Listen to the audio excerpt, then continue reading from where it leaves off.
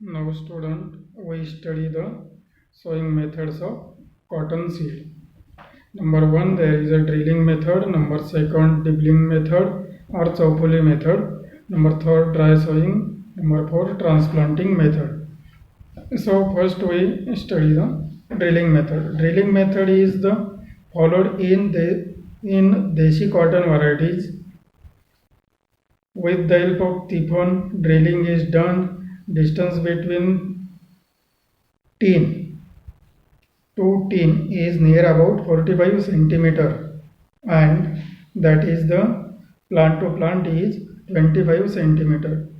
This sowing or drilling is done after onset of monsoon and in the month of May to June.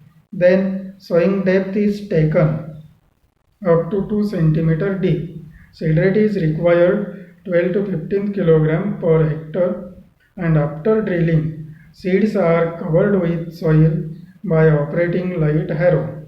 Number second method, there is a dibbling or chowpuli method of cotton seed sowing. This method followed in American varieties or hybrid cotton varieties as a rain-fed condition, where as a irrigated condition, where these varieties are gives more response to the irrigation water and fertilizers and gives more higher yield than the Deshi cotton variety. After land preparation, ridges are prepared at proper distance. That is American varieties, it is 60 centimeter, and for hybrid varieties it is 120 centimeter apart from each other. After that, two seeds are dibbled on the soldiers of the ridge, and the seeds are dibbled up to the 5 to 6 centimeter deep into the soil. Then it is covered with moist soil. Next one point, after that this after that American and hybrid cotton seed. American and hybrid cotton seed rate is required. American cotton seed rate is required 8 to 10 kilogram per hectare, and hybrid cotton seed required 3 to 4 kilogram per hectare. Just after sowing, if there is a requirement and source of water is available, light irrigation water is given just immediately after the dibbling. And in this method, all interculture operations are given easily, that is the thinning, gap filling, next one is topping, and also in this method distance between plant to plant and row to row is also maintained and equal. So it does not, this crop does not attack more pest and diseases. So there is a benefit. Next one point is the after 45 days. After 45 days, crop make a square. Crop make a square. So this looks of crop is locally known as a chowpuli method of cotton seed sowing. In this method, lower seed rate required, and if there is a need of water, it is given easily, then the yield is become higher.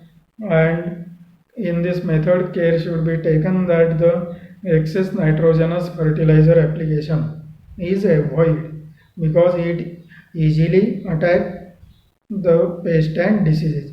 Next one method is important, that is the dry sowing or dhul perni. Definition ask for 1 mark, and sometimes it is also asked for 2 marks. Dhul perni or dry sowing in cotton. Dhul perni is the local word, and dry sowing. So first point, sometimes now we initially uh, now we initially read the definition. What is the definition?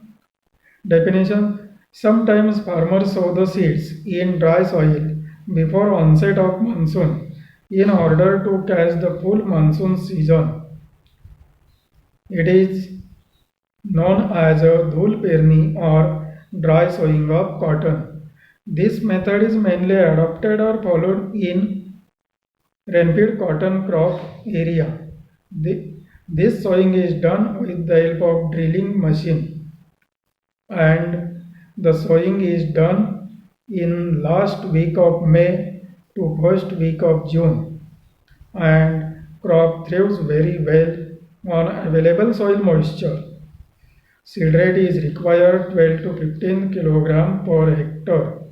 So when it is asked for 2 mark, write this point, and when it is asked for 1 mark, that time only definition must be written, dry sowing or dhul perni. Then the number 4 method, transplanting method of cotton seed sowing. In this method, seedlings are prepared in a nursery. Seedlings are prepared in a nursery in the month of May in a polythene bag. After 15th May, then water is regularly given to the nursery. Then seedlings are, when attain 15 to 20 days old, that time it is ready for transplanting. Before the onset of monsoon, these seedlings are planted or transplanted into the main field at 45 by 22 centimeter distance. It is the distance between row to row and plant to plant. So in this method, it helps to catch the full monsoon season, and it benefit in this method. The benefit is it receive all or it catch the full moistures which are available into the soil, and crop thrives very well. Mainly in this method, sowing is given. Mainly in this method, sowing is given early sowing of cotton. This method is also used as a transplanting method. Then we revise the interculture operations or aftercare in cotton crop. Number 1, gap filling. Number 2, thinning. Number 3, hoeing. Number 4, weeding. Number 5, topping. So now first one is the gap filling. Initially we write down the